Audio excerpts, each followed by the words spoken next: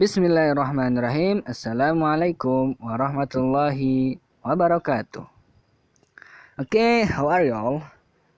Now, it is time. I want to explain about Yogyakarta history, facts and timeline. Yogyakarta, Central Java, Indonesia.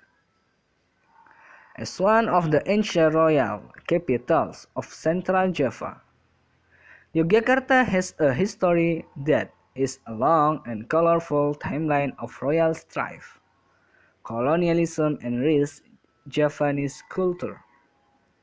It was once part of the powerful Mataram Kingdom until Dutch tactics exploited a rift between the royal houses and split the kingdom into two competing cities.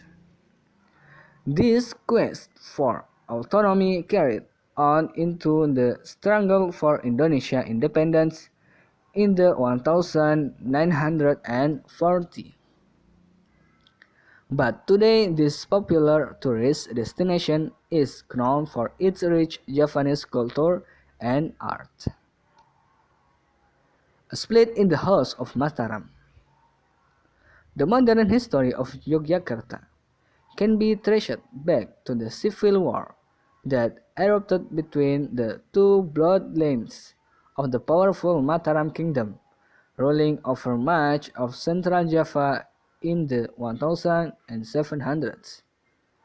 The rift began when Sunan Pakubuwono II agreed to submit to the whims of the Dutch East India Company and its colonial government. His younger brother, Sultan Hamengkubuwono I, was against Dutch involvement because he knew the Javanese people were being used as slaves for Dutch business. Yogyakarta rises. Sultan Hamengkubuwono I fought his brothers first until he finally defeated them. As a result of the war, the Sultan took the southern region of the Mataram Kingdom, officially creating the city and kingdom of Yogyakarta on 7th October 1756.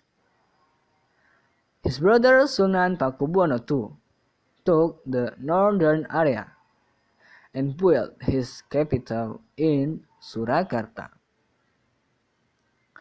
The Sultan was seen as a hero by the Javanese for fighting back against Dutch power.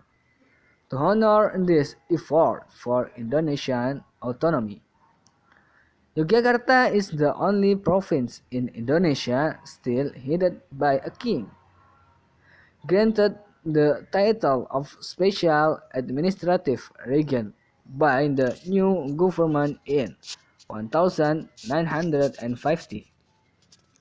The Sultan Hamengkubuwono X is the current ruler of the Yogyakarta province, a direct descendant of this royal Mataram line. The fight against Dutch colonialism. Yogyakarta has been right at the center of local struggle for independence for the past 300 years. Many of Indonesia's most successful fights against Dutch colonial rule occurred around Yogyakarta. Prince Diponegoro, another local Javanese hero, waged a fierce war against the Dutch from 1825 to 1830. In reality, most of the archipelago would eventually come under the rule of the powerful Dutch East India Company, and by extension the Dutch.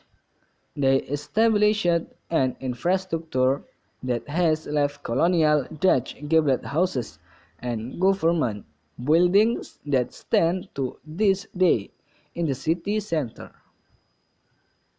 Slaves were exported to Holland, a few to the Cape Province in South Africa, where a Malay population still thrives, and even as far as Suriname and the Dutch Antilles in the Caribbean territories.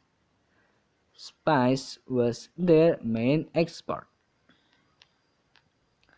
The Republic of Indonesia. A century later, when Indonesia claimed independence after WWII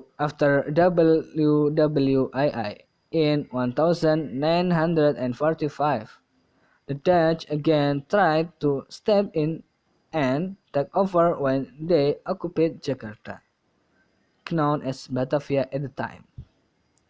During this final struggle for freedom from Dutch colonialism between 1946 and 1949, Yogyakarta formed half of the original Republic of Indonesia.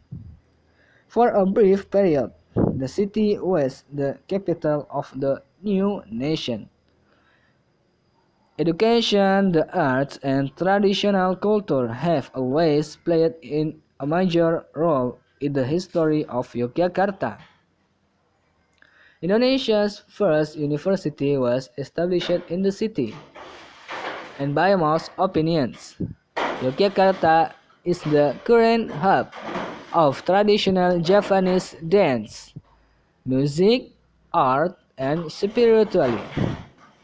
Living proof, if you will, that fighting for your heritage can lead to great things. Nowadays, this city attracts tourists who come to visit a far more impressive side of Javanese history. Borobudur, Prambanan, the 9th century complex of Buddhist pagodas situated some 25 kilometers or 16 miles to the northwest of Yogyakarta or Yogyakarta.